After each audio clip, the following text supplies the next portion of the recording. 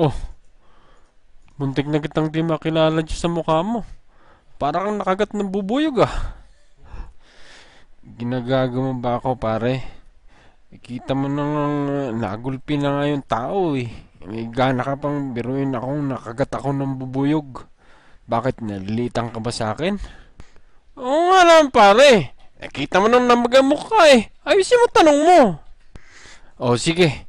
Totoo ba yung sinabi ng trainer mo na natay ka daw sa salwal mo?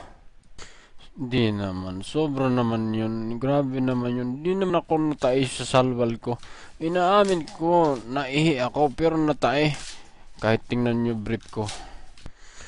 Ano ba naman yung tanong mo? Sobra naman yan. Ayusin mo, ayusin mo.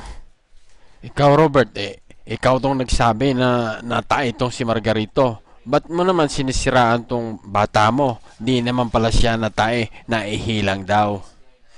Sinungaling ka, gago ka. Wala akong sinabi na natay siya sa salwal. Tayo tayo dyan.